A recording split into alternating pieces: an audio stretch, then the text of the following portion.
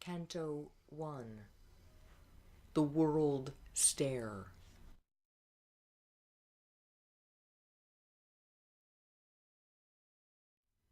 There, walled apart by its own innerness, in a mystical barrage of dynamic light,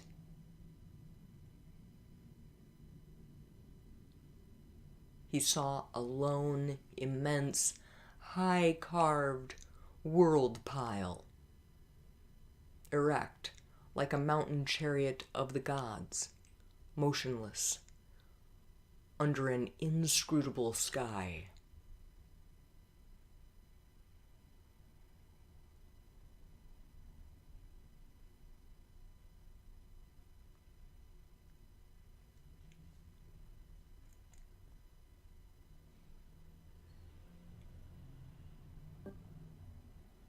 Once, in the vigil of a deathless gaze, these grades had marked her giant downward plunge, the wide and prone leap of a Godhead's fall.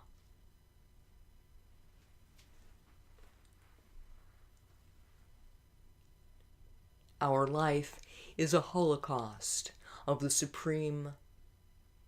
The great World Mother, by her sacrifice, has made her soul the body of our state.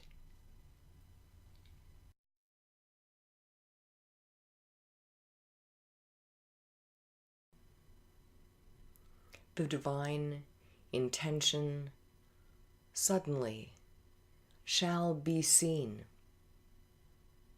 The end vindicate intuition's sure technique.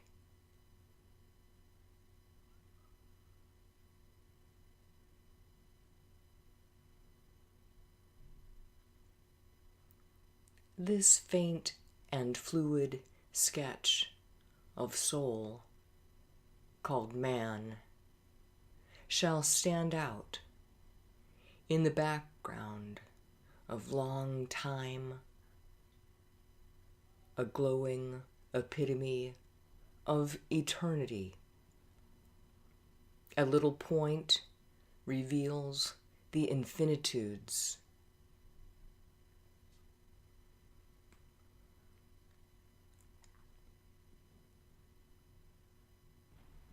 A slow reversal's movement then took place.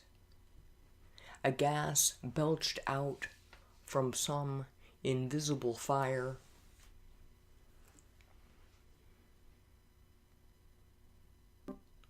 Of its dense rings were formed these million stars upon earth's newborn soil, God's tread was heard.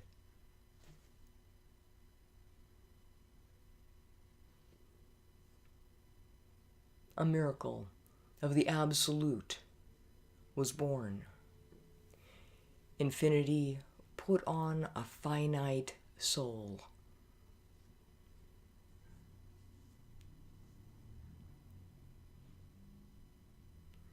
All ocean lived within a wandering drop. A time-made body housed the limitable.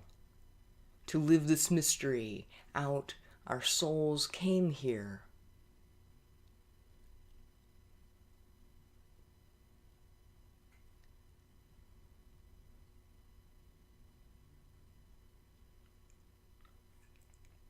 A figure, soul, on nature's giant stair. He mounted toward an indiscernible end on the bare summit of created things.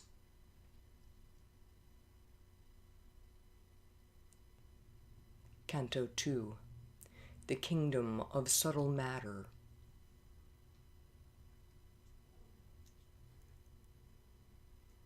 He came into a magic crystal air and found a life that lived not by the flesh.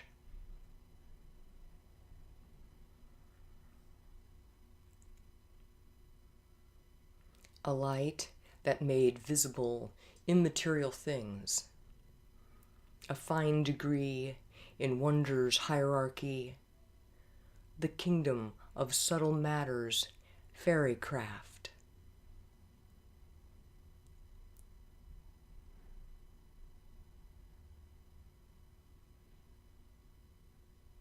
Outlined against a sky of vivid hues, leaping out of a splendor trance and haze, the wizard revelation of its front.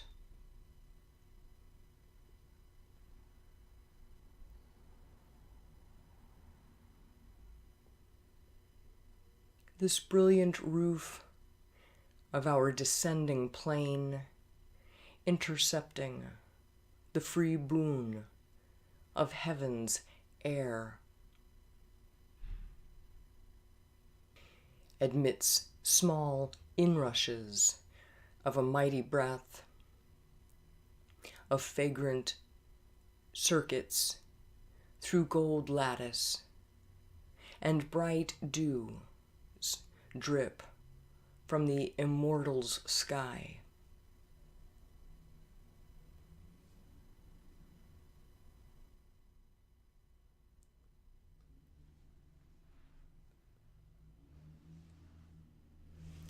In rooms of the young divinity of power and early play of the eternal child, the embodiments of his outwinging thoughts, laved in a bright, everlasting wonder's tints, and lulled by whispers of that lucid air, take dream-hued rest like birds on timeless trees before they dive to float on earth-time's sea.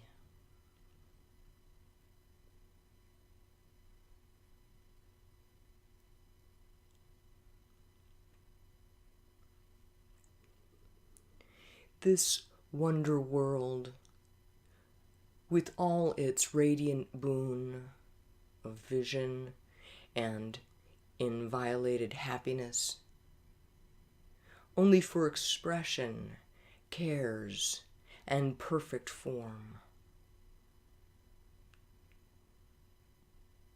It lends beauty to the terror of the gulfs and fascinating eyes to perilous gods, invest with grace the demon and the snake.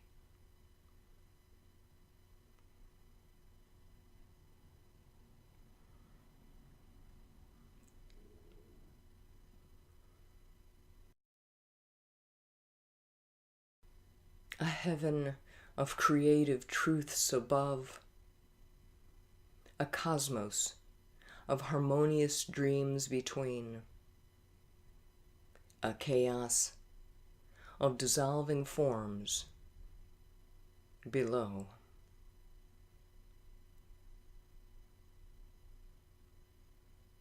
It plunges lost in our inconscient base.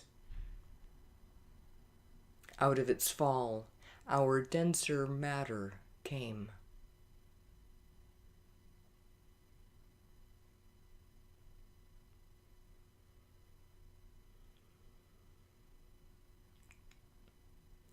The mire must harbor the orchid and the rose. From her blind, unwilling substance must emerge a beauty that belongs to happier spheres.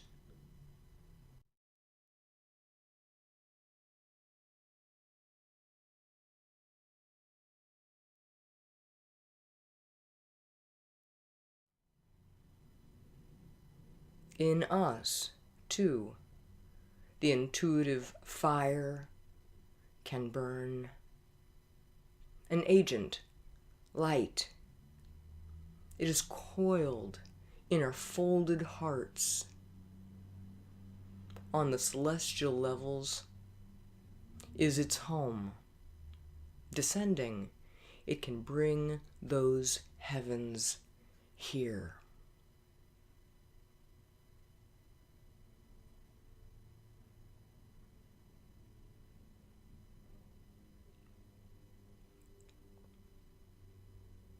Admired for the bright finality of its lines, a blue horizon limited the soul.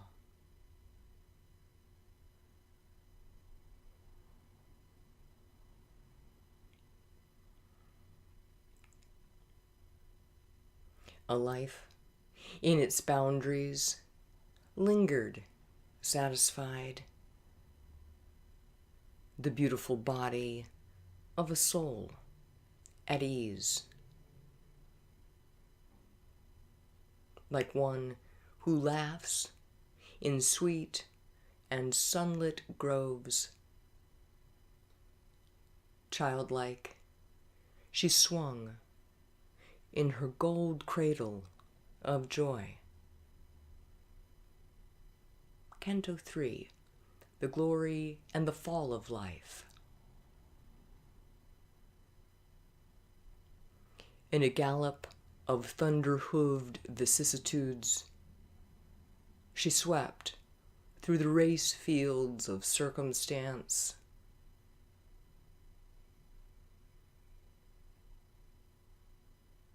Or, swaying, she tossed between her heights and deeps, uplifted or broken on time's incessant wheel.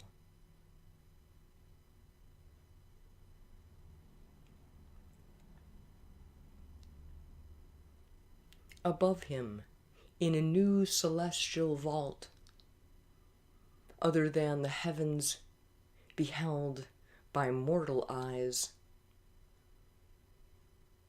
as on a fretted ceiling of the gods, an archipelago of laughter and fire, swam stars apart in a rippled sea of sky.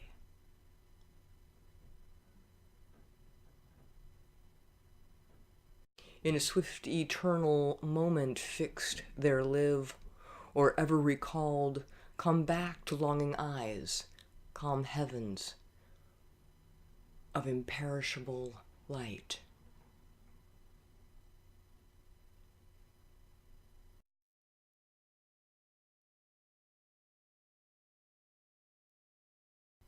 illumined continents of violet peace, oceans and rivers of the mirth of God, and griefless countries under purple skies.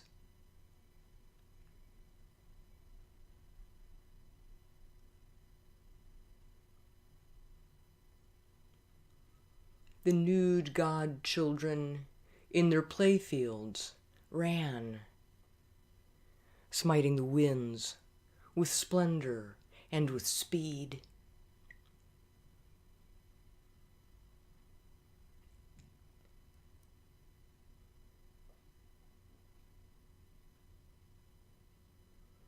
When earth was built in the unconscious void, and nothing was save a material scene, identified with sea and sky and stone, her young gods yearned for the release of souls, asleep in objects, vague, inanimate.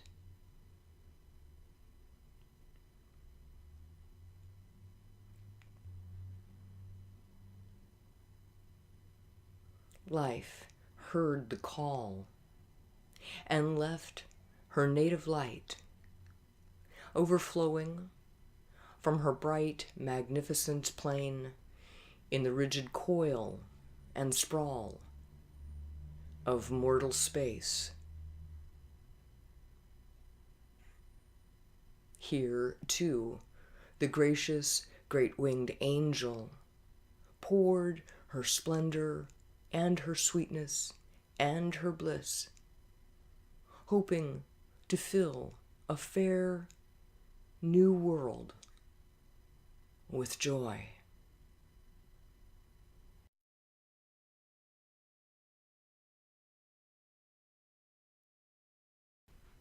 But while the magic breath was on its way, before her gifts could reach our prisoned hearts, a dark, ambiguous presence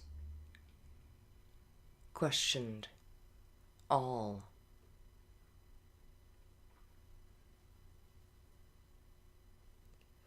Canto 4, The Kingdoms of the Little Life. Adorer of a joy without a name, in her obscure cathedral of delight,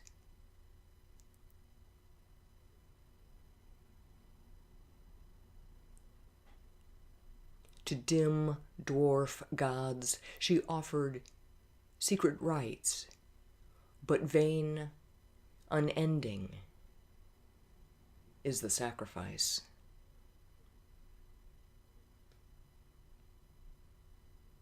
The priest, an ignorant mage who can only make futile mutations in the altar's plan, and casts blind hopes into a powerless flame.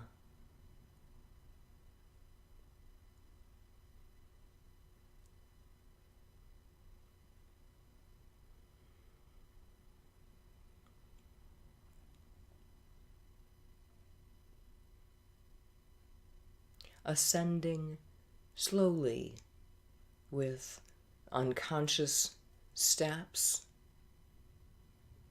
a foundling of the gods, she wanders here.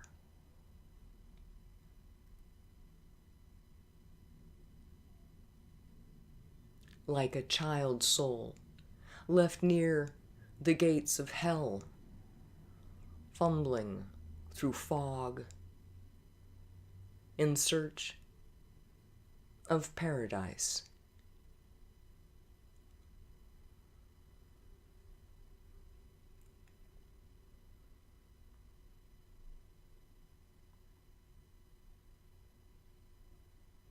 The phantom of a dark and evil start, ghost-like pursues all that we dream and do.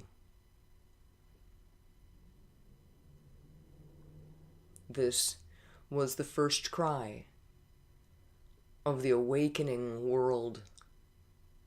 It clings around us still and clamps the God.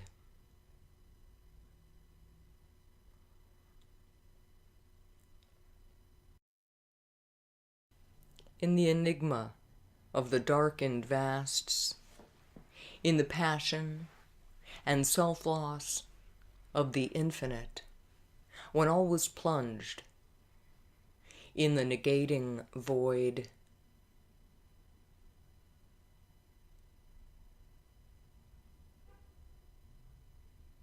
non-being's night could never have been saved if being had not plunged into the dark, carrying with it its triple mystic cross.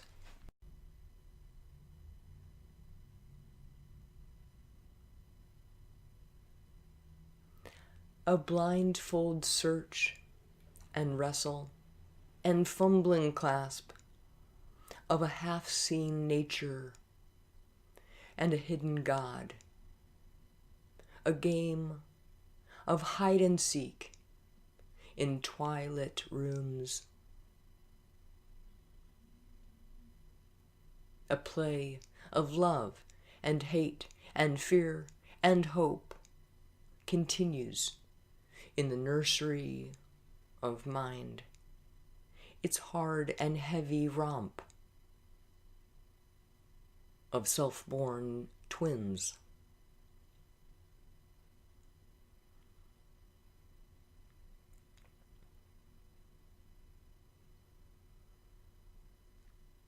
Huge, armored strengths shook a frail, quaking ground.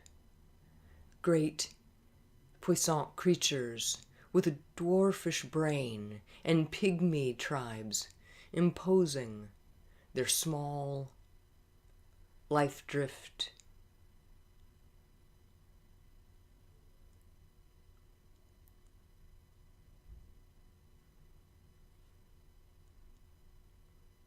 Beings were there who wore a human form. Absorbed, they lived in the passion of the scene, but knew not who they were or why they lived. Ardent from the sack of happy, peaceful homes, engorged with slaughter, plunder, rape, and fire. They made of human selves their helpless prey, a drove of captives led to lifelong woe.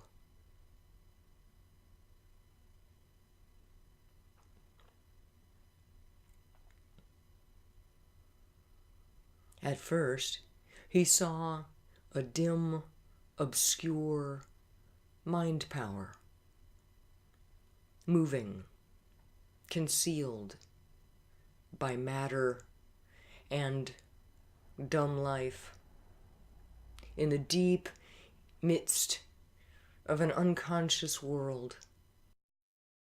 Its huddled wave and foam of consciousness ran pressing and eddying through a narrow strait and carrying experience in its crowded pace.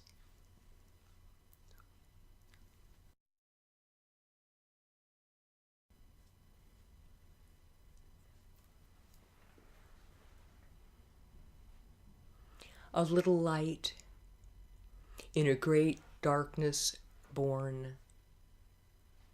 Life knew not where it went, or whence it came. Around all floated still the nascent haze.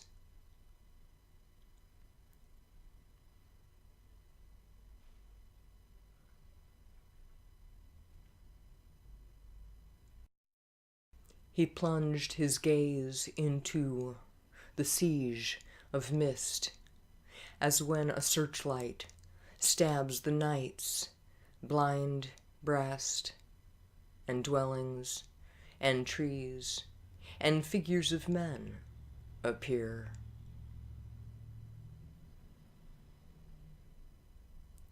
As if revealed to an eye in nothingness, all lurking things were torn out of their veils and held up in his vision's sun-white blaze.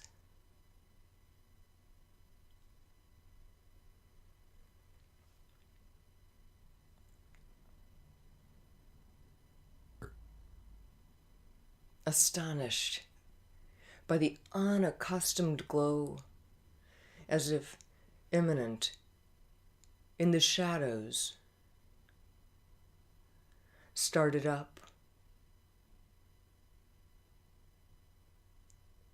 Imps with wry limbs and carved beast visages, sprite prompters, goblin wizened, or fairy small, and genii fairer, but unsouled and poor, and fallen beings, their heavenly portions lost, and errant divinities trapped in time's dust.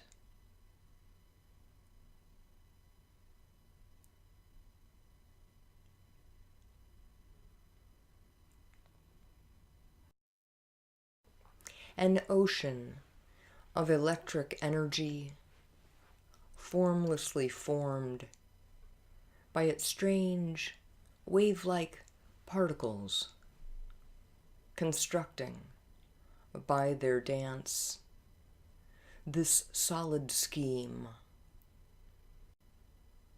Its mightiness in the atom shut to rest. Thus has been made this real, impossible world, an obvious miracle, or convincing show.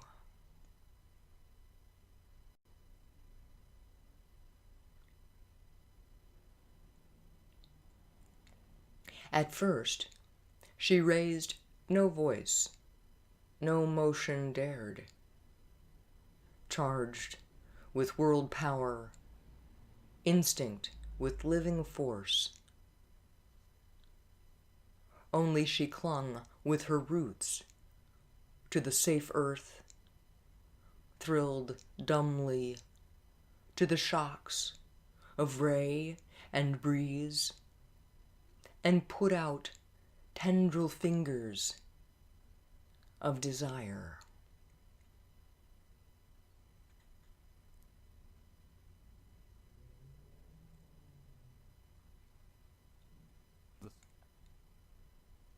Then man was molded from the original brute. A thinking mind had come to lift life's moods. The keen-edged tool of a nature mixed and vague, an intelligence half witness, half machine.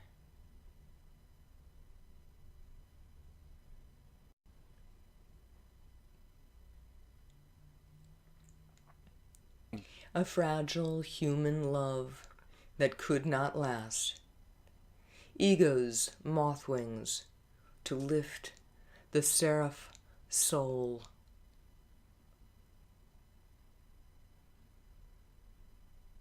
Appeared a surface glamour of brief date, extinguished by a scanty breath of time. Hopes that soon fade to drab realities, and passions that crumble to ashes while they blaze, kindled the common earth with their brief flame.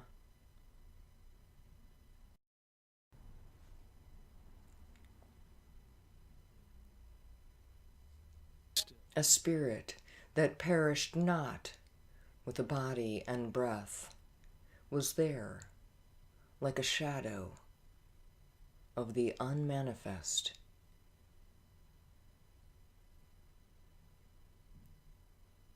And stood behind the little personal form, but claimed not yet this earthly embodiment.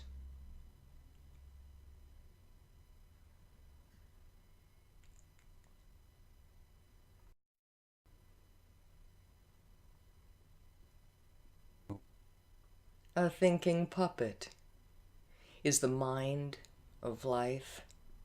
Its choice is the work of elemental strengths that know not of their own birth and end and cause into the actions mortals think their own. They bring the incoherencies of fate, or make a doom of time's slipshod caprice, and toss the lives of men from hand to hand in an inconsequent and devious game.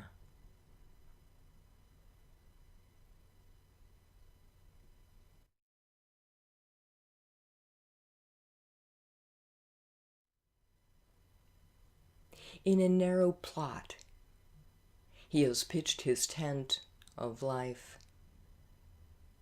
beneath the wide gaze of the starry vast.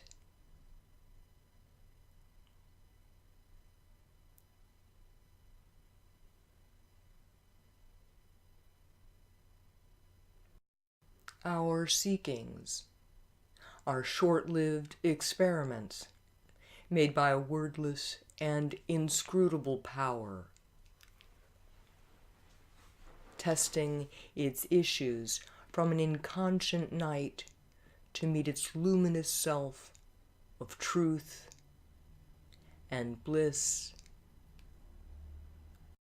amid the figures of the ignorance and the symbol pictures drawn by word and thought.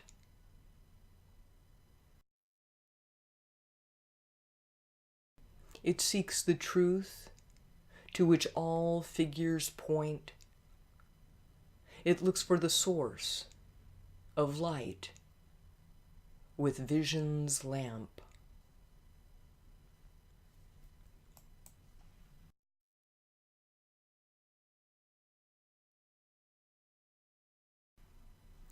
It works to find the doer of all works, the unfelt self, within who is the guide, the unknown self, above who is the goal.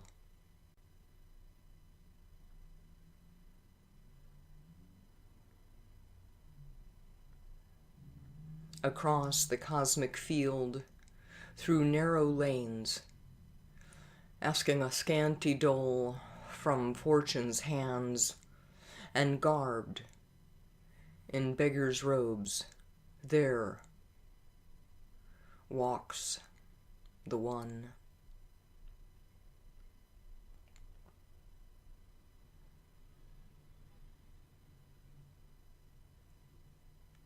A door is cut in the mud wall of self. Across the lowly threshold, with bowed heads, angels of ecstasy and self-giving pass, and lodged in an inner sanctuary of dream, the makers of the image of deity live.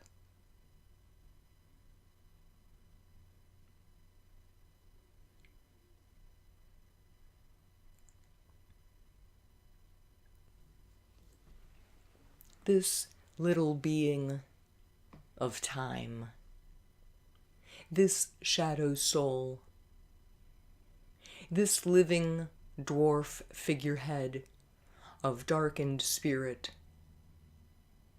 out of its traffic in petty dreams, shall rise, like a clay troll kneaded into a god, new made in the image of the eternal guest. It shall be caught to the breast of a white force.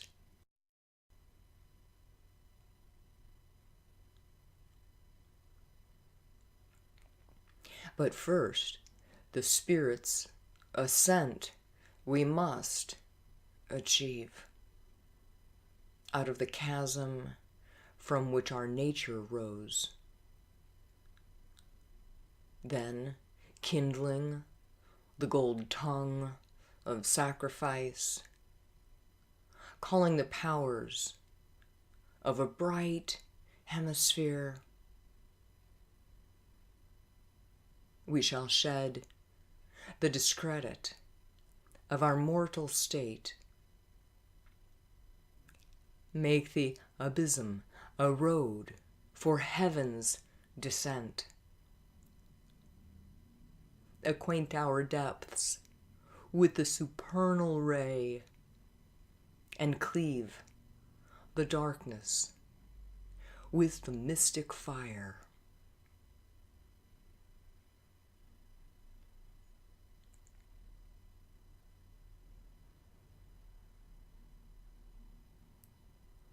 He, through the astral chaos, shore away, mid the gray faces of its demon gods, the watching opacity multiplied as he moved.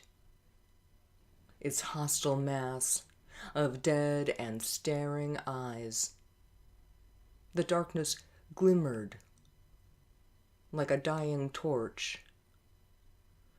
Around him, an extinguished phantom glare, peopled with shadowy and misleading shapes, the vague inconscience dark and measureless cave.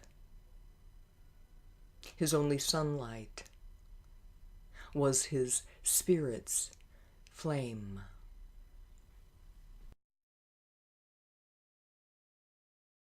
Canto 6. The kingdoms and the godheads of the greater life. Above there gleamed a pondering brow of sky, tormented, crossed by wings of doubtful haze. A magic flowed, as if of moving scenes,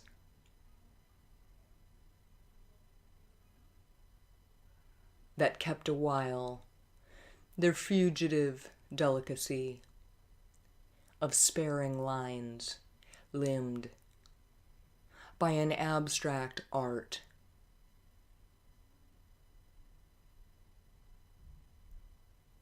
In a rare, scanted light, with faint dream brush, on a silver background of incertitude.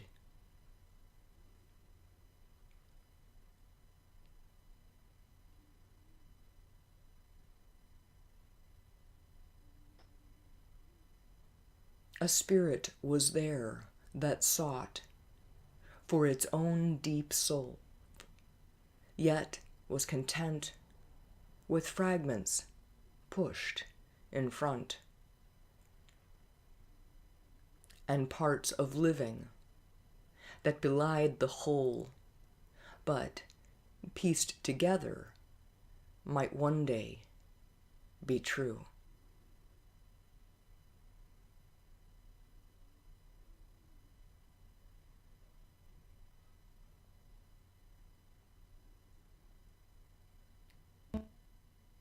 An energy of perpetual transience makes the journey from which no return is sure.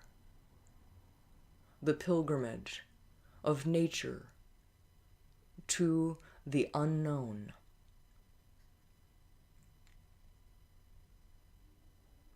A world she made, touched by truth's fleeing hem. It seized in imagination and confined a painted bird of paradise in a cage.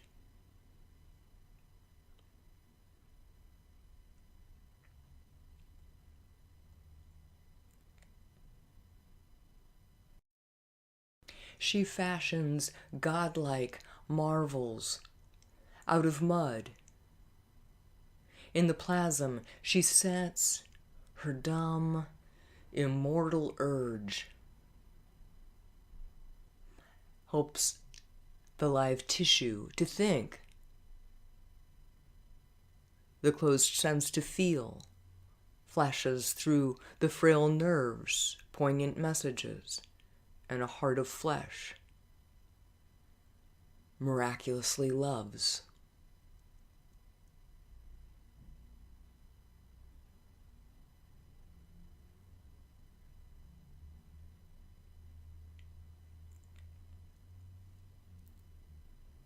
Her eternal lover is her action's cause,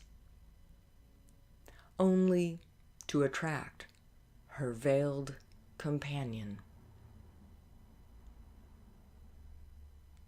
and keep him close to her breast in her world cloak, lest from her arms he turn to his formless peace as her heart's business and her clinging care.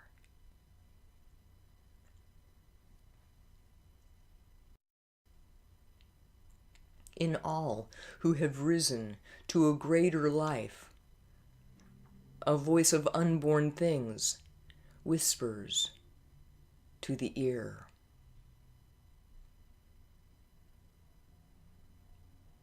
To their eyes, visited by some high sunlight, aspiration shows the image of a crown.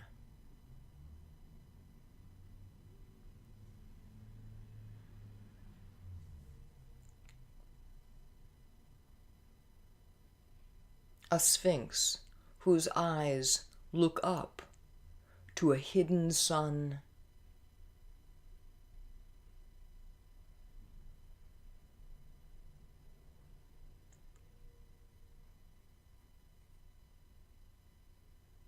Our souls are dragged as with a hidden leash, carried from birth to birth, from world to world.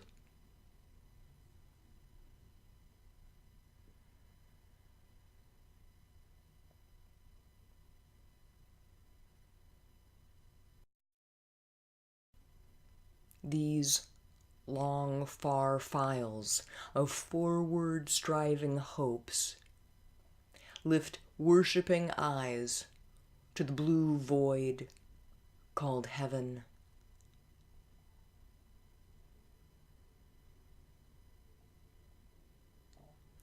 Canto 7, The Descent into Night.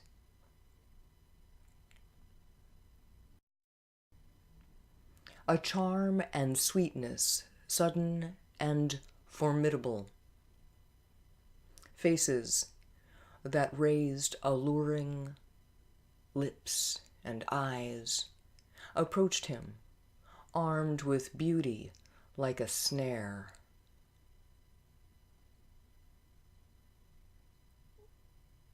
But hid a fatal meaning in each line, and could in a moment dangerously change but he alone discerned that screened attack.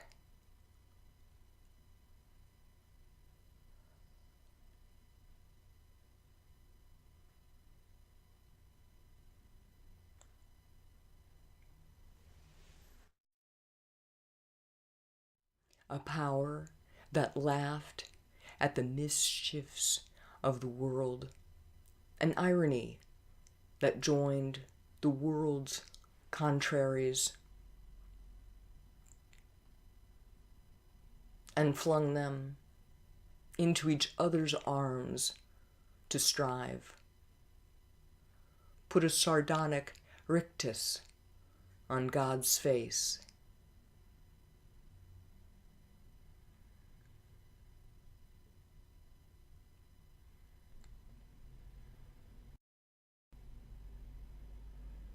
Only were safe who kept God in their hearts, courage their armor, faith their sword they must walk.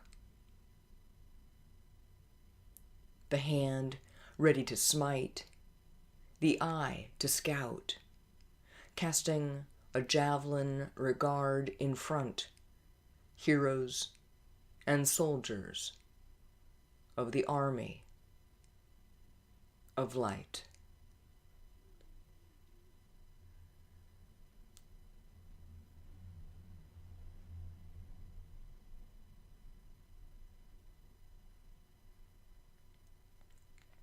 Hailed by a serpent force from its warm home and dragged to extinction in bleak vacancy,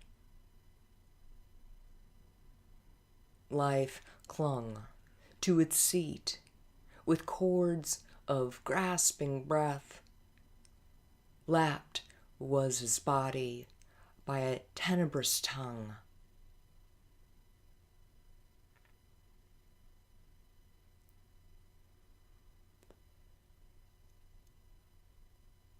He mastered the tides of nature with a look. He met with his bare spirit, naked hell.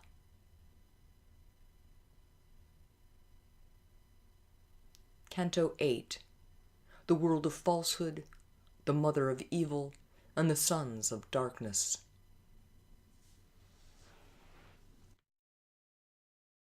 A summit and core of all that marvelous world, apart stood high Elysian nameless hills, burning like sunsets in a trance of Eve.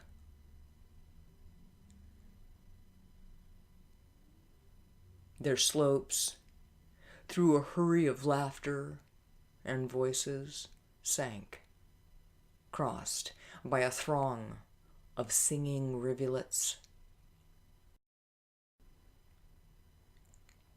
adoring blue heaven with their happy hymn, down into woods of shadowy secrecy.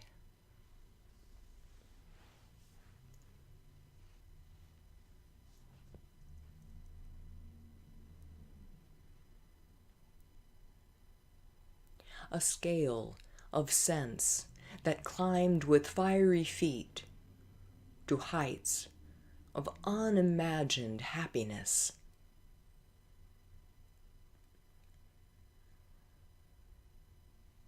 Recast his being's aura in joy glow.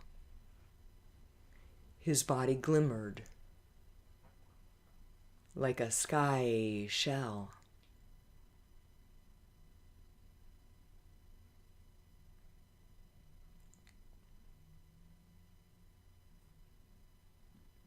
A giant drop of the bliss unknowable overwhelmed his limbs, and round his soul became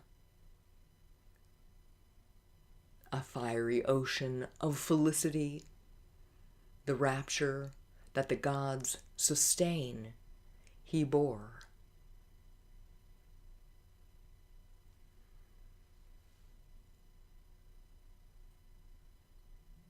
Canto 10, The Kingdoms and the Godheads of the Little Mind. But first he met a silver-gray expanse where day and night had wedded and were one. Escaping over a wide and shimmering bridge,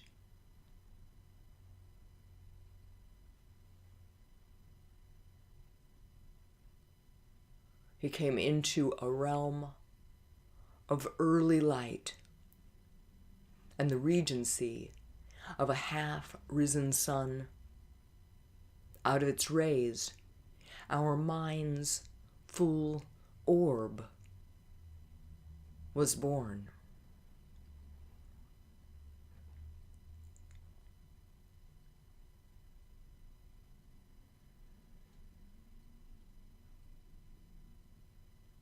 Thus streamed down from the realm of early light ethereal thinkings into matter's world.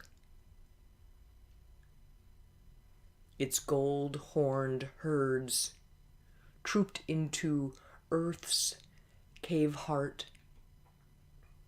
Its morning rays illumine our twilight's eyes. Its young formations move the mind of earth to labor and to dream and new create, to feel beauty's touch and know the world and self. The golden child began to think and see.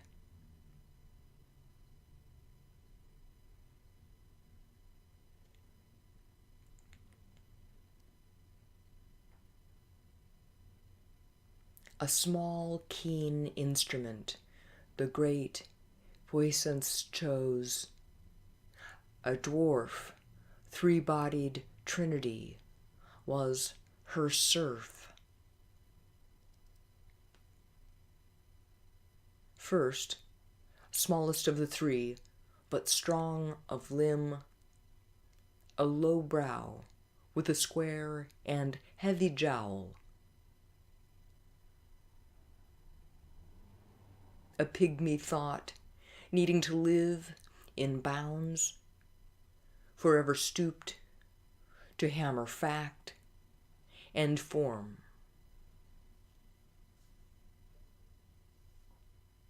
Absorbed and cabined in external sight, it takes its stand on nature's solid base.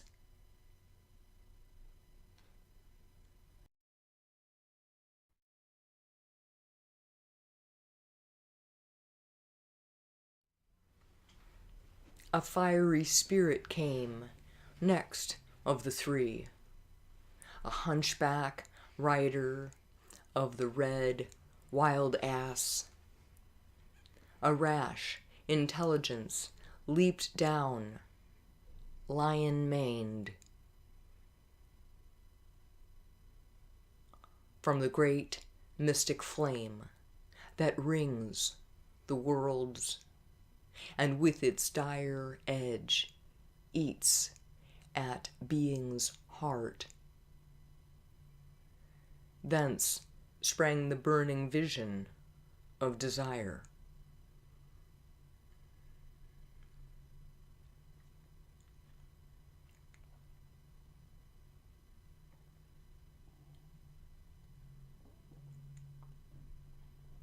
Of all these powers, the greatest was the last.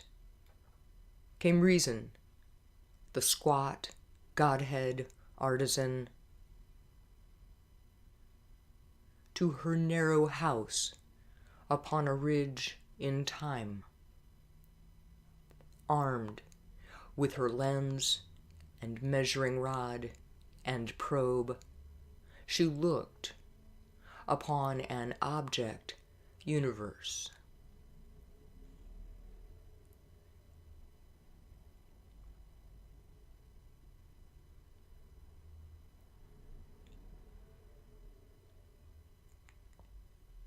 Above, in a high, breathless stratosphere, overshadowing the dwarfish trinity, lived aspirants to a limitless beyond.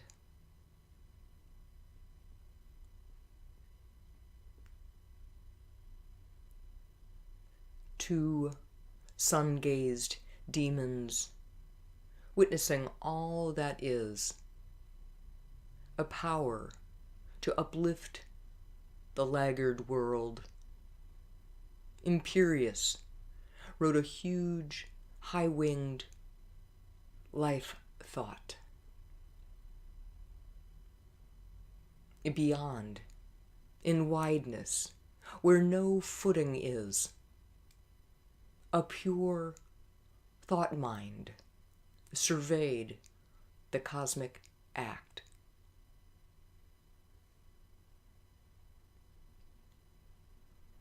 Canto 11, the kingdoms and the godheads of the greater mind.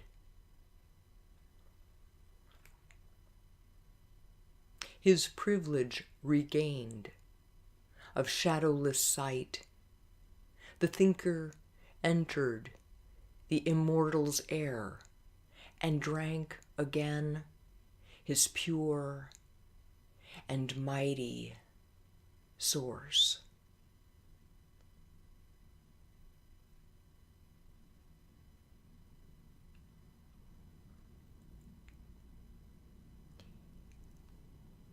In gleaming clarities of amethyst air, the chainless and omnipotent spirit of mind brooded on the blue lotus of the idea.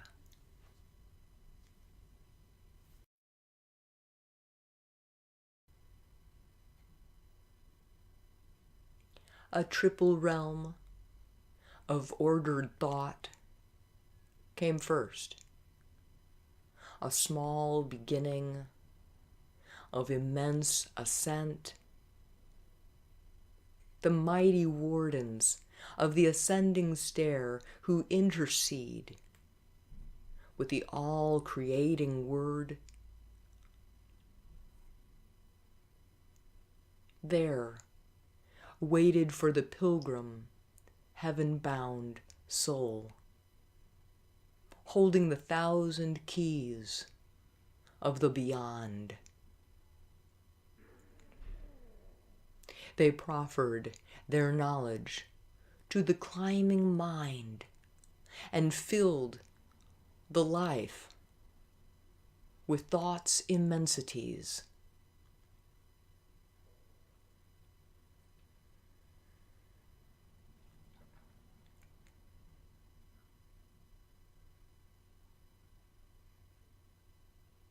In front of the ascending epiphany, world times enjoyers, favorites of world bliss,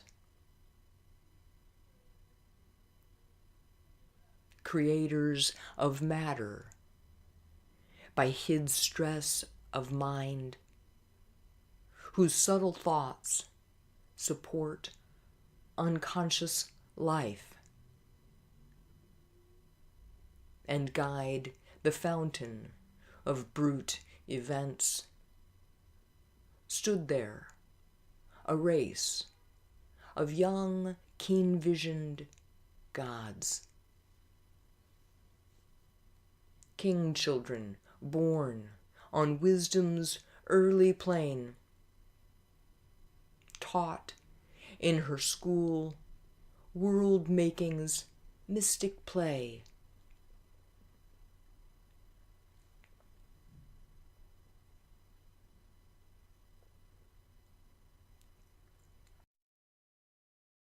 In a sublimer and more daring soar, to the wide summit of the triple stairs.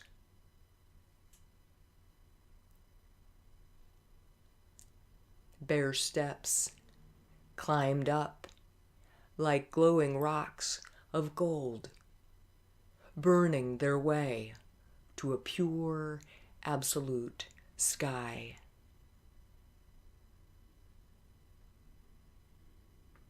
Canto 12, the heavens of the ideal.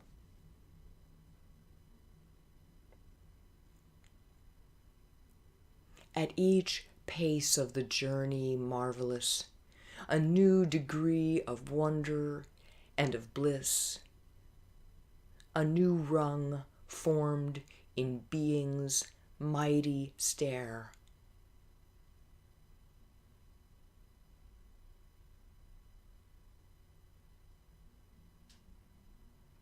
A great wide step trembling with jeweled fire, as if a burning spirit quivered there, upholding with its flame the immortal hope.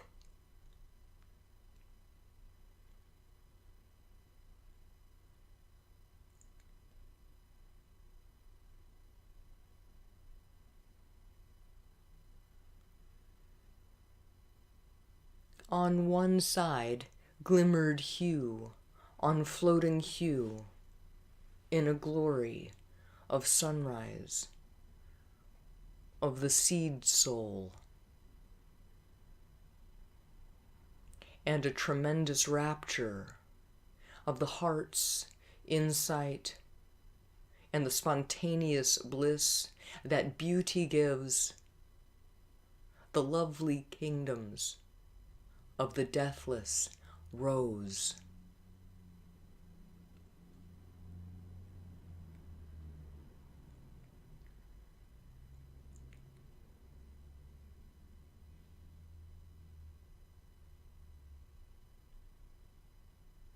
On the other side of the eternal stairs, the mighty kingdoms of the deathless past aspired to reach the being's absolutes.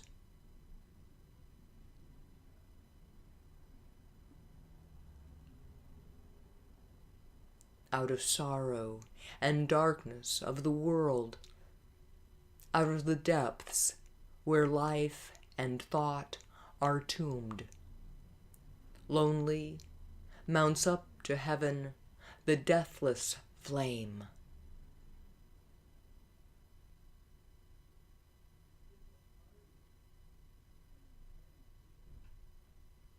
He, through the idea's kingdoms, moved at will, a glorious shining angel of the way, presented to the seeking of the soul the sweetness and the might of an idea.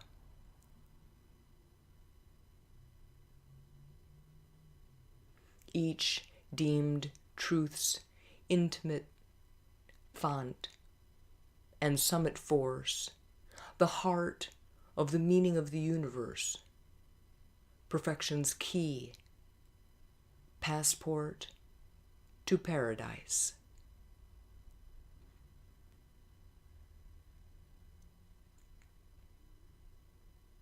Canto 13, in the self of mind.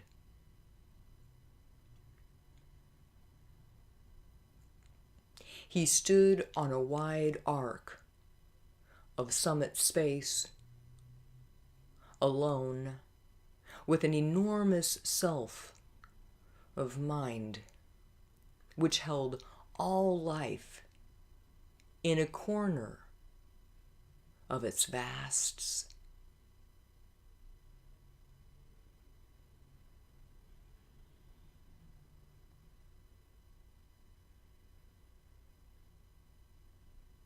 There he could stay, the self, the silence one. His soul had peace It knew the cosmic whole. Then suddenly, a luminous finger fell on all things seen or touched or heard or felt, and showed his mind that nothing could be known, that must be reached, from which all knowledge comes.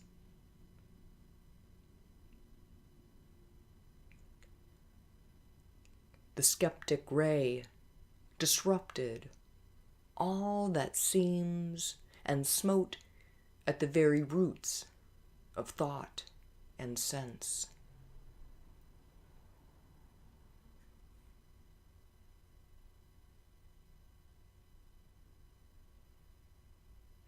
A rumor and a movement and a call, a foaming mass, a cry innumerable, rolled ever upon the ocean surge of life.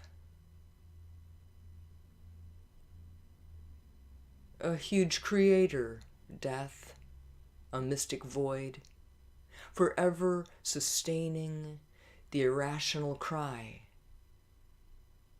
forever excluding the supernal word.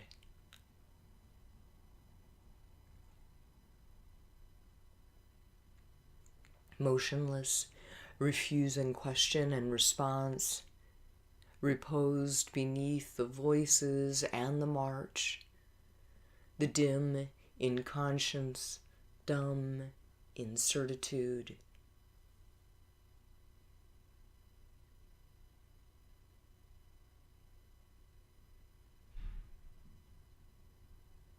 Canto 14, The World Soul.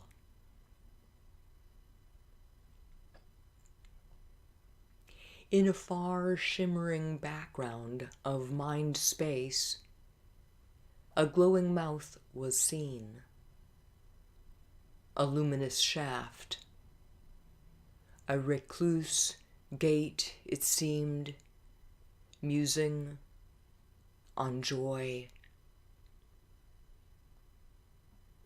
a veiled retreat and escape to mystery, as if a message from the world's deep soul, an intimation of lurking joy,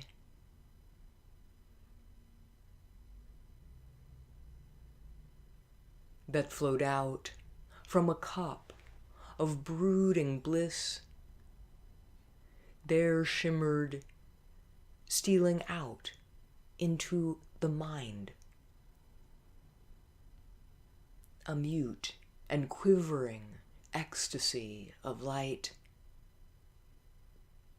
a passion and delicacy of roseate fire,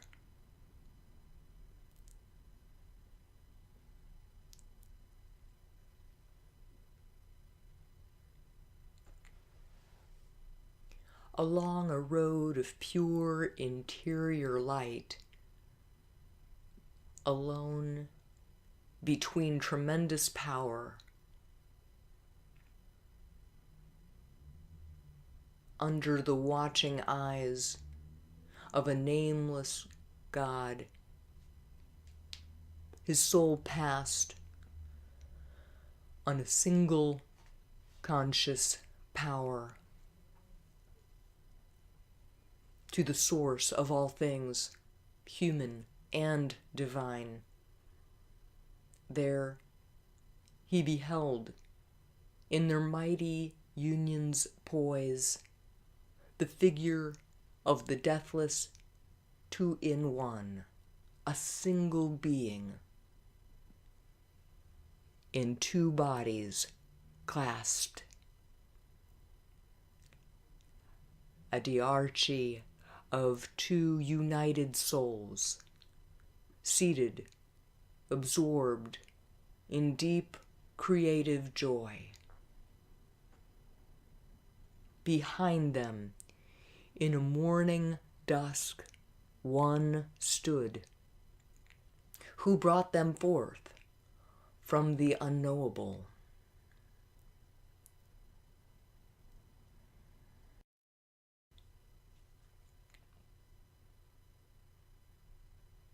His spirit was made a vessel of her force, mute in the fathomless passion of his will.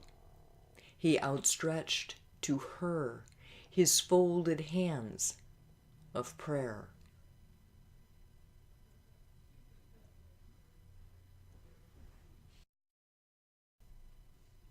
He fell down at her feet, unconscious, prone.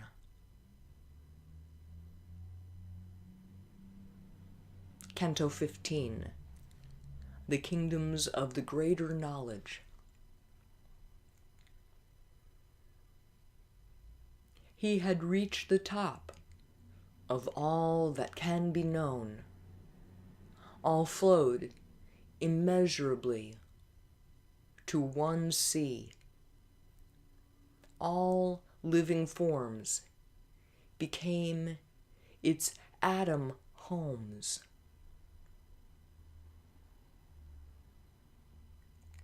A panergy that harmonized all life held now existence in its vast control. A portion of that majesty he was made. At will, he lived in the unoblivious ray.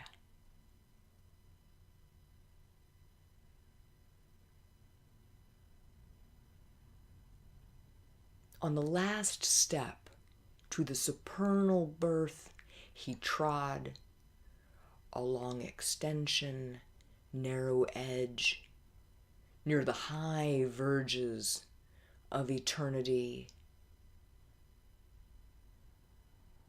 and mounted the gold rift of the world dream between the slayer and the savior vast.